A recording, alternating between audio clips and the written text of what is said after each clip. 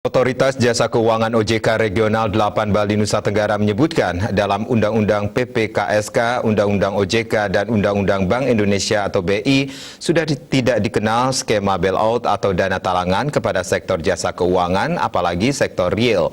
Demikian pula dalam Undang-Undang Nomor 2 Tahun 2020 tentang penanganan pandemi COVID-19 dikenal Program Pemulihan Ekonomi Nasional atau PEN dengan beberapa skema penempatan uang negara PUN, subsidi bunga, penjaminan, dan lainnya.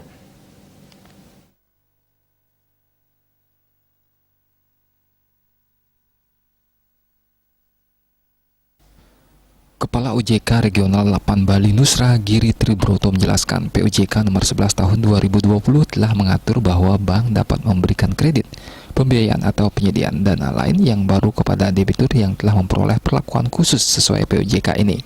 Dengan penetapan kualitas kredit, pembiayaan, penyediaan dana lain tersebut dilakukan secara terpisah dengan kualitas kredit, pembiayaan, penyediaan dana lain yang sebelumnya.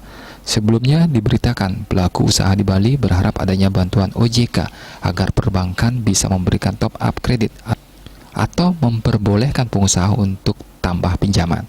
Di lapangan perbankan tidak bisa memberikan tambahan pinjaman karena analisis berkaitan pariwisata. Oleh karena itu, pelaku usaha berharap agar ada payung hukum melalui bailout yang memperbolehkan mengeluarkan kredit dengan analisis tidak normal atau extraordinary.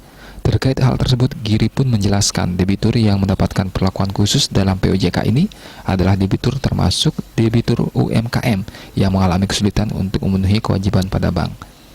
Itu karena debitur atau usaha debitur terdampak dari penyebaran COVID-19, baik secara langsung ataupun tidak langsung pada sektor ekonomi.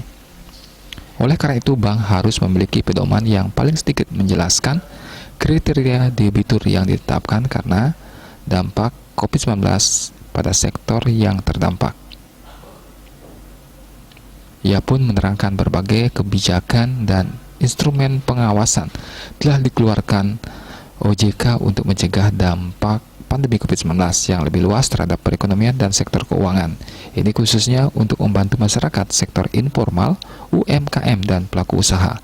Kebijakan yang dikeluarkan diantaranya dengan kebijakan restrukturisasi kredit dan pembiayaan leasing yang diperpanjang hingga Maret 2022.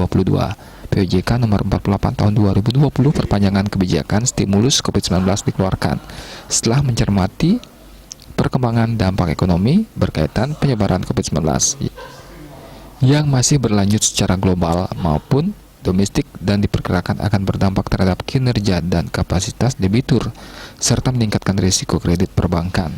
POJK ini juga ditujukan sebagai langkah antisipatif dan lanjutan untuk mendorong optimalisasi kinerja perbankan, menjaga stabilitas sistem keuangan dan mendukung pertumbuhan ekonomi dengan tetap menerapkan prinsip kehati-hatian dan menghindari terjadinya moral hazard.